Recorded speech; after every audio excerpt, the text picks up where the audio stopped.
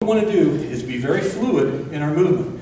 When I make him step, I want to be able to step and go. So I'm going to step, boom. Whatever throw I choose, I'm going to choose Osotogari. I've got it, okay? So I want to put him in a position. This is one of many, many ways of breaking the balance. And again, we're making a move. He's standing here strong, isn't he? He's settled into the mat. He's ready. If I try to just come in, it's going to be kind of difficult. But if I make him step, I can throw him a lot easier. That's the point of this exercise. Okay?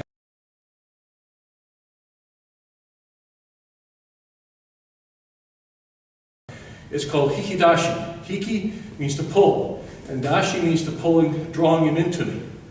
So I mean, I'm pulling him and drawing him into me. It's because it's describing exactly what's going on here, isn't it? So I do this. It's back and forth. We're going to work on some throwing techniques, but you want to break. There's a thing called Kuzushi. I think we all know Kuzushi exists. The thing is, it's a breaking balance. Well, Kuzushi, the word Kuzushi means to break something. Okay. So what I want to do, I want to break his posture, break his balance, break his pattern of movement, and then I'm going to do what's called TSUKURI. I'm going to build up. TSUKURI means to build or construct something. Okay. So then, after I break him down, then I'm going to build my throw. That's the idea here. And then I'll execute it. What's the final phase called KAKE, which means to finish it or to execute, make the throw happen. So, movement is a lot of things combined, right? Kuzushi, make Kuzushi happen.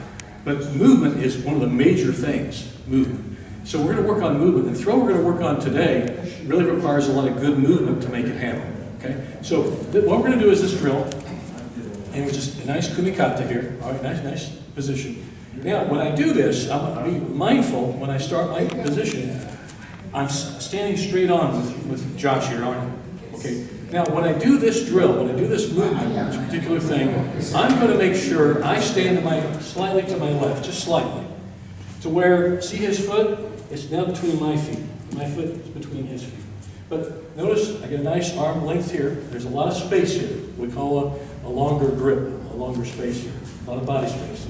And what I want to do here from this position, standing kumikata position, and I'll turn around and show you different angles of this too, guys, is I'm just going to step, as I step back with one foot and make him step forward, I'm going to pull and set him up, okay? So I'll show you the back view, then I'll turn around and show you the front view. So from here, and I'm just going to step like this, like this.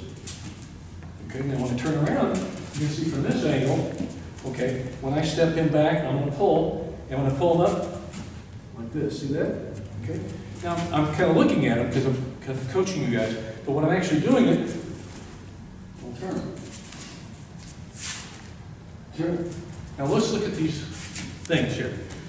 When I pull him with this hand, I want to curl it, and I want to look at the top of my wrist, okay? Pinky up. Pinky doesn't come up, but it would pinky up, all right? So when I step him, and I pull him to me, and I want to pull him a straight line from our shoulders. That's what we call the line of pull, you're technically calling it. So, like this, see that? And I'm looking at the top of my wrist, okay? That's what I'm looking at. So there we go. So I pull, and see, as I step back, see my body turn. My body's in position to start throwing him, isn't it? See how I'm turning? I'm not doing this. I'm pulling him on me. I'm pulling him in a position where I'm going to throw him. Okay, that's the start of the Kuzushi. Now let's look at the other hand. That's what's called your HIKI te, your pulling hand. HIKI means pulling, te means hand.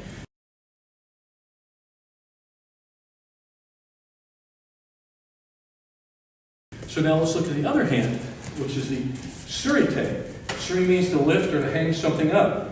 Te means hand, okay? So what I'm going to do, I'm going to step back. And my hand is right here. See this hand? Fist up, elbow right along the line of his pectoral. Okay? Okay.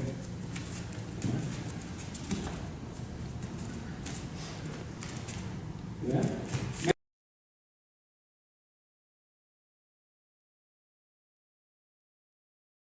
Now, what will happen in a moment, after you get good at this, once you get good and fluid with it, what will happen is pick them up, and now I'm in a position to turn in front of him and throw him over my body. You'll be doing that in a moment. But right now, I want you to get good at this movement. This movement is just a pulling movement. I learned this years ago. It's old-fashioned stuff. It's called HIKI DASHI. HIKI means to pull, and DASHI means to pull and drawing him into me. So I mean, I'm pulling him and drawing him into me. It's because it's describing exactly what's going on here, isn't it? So I do this. It's back and forth. Okay? I'll do 10, he'll do 10, get the feel of it. If 10 isn't enough, I'll say, okay, come back, do some more. Because what we want to do is be very fluid in our movement. When I make him step, I want to be able to step and go. So I want to step, boom. Whatever throw I choose, I'm going to choose Osotogari. I've got it, okay? So I want to put him in a position. This is one of many, many ways of breaking the balance. And again, we're making a move. He's standing here strong, isn't he? He's settled into the mat. He's ready. If I try to just come in, it's going to be kind of difficult. But if I make him step, I can throw him a lot easier. That's the point of this exercise, okay? So that's why judo works, because this stuff does work. Right? Okay, let's drill on that for a bit, and we'll come back, and we'll turn that into a throw, okay?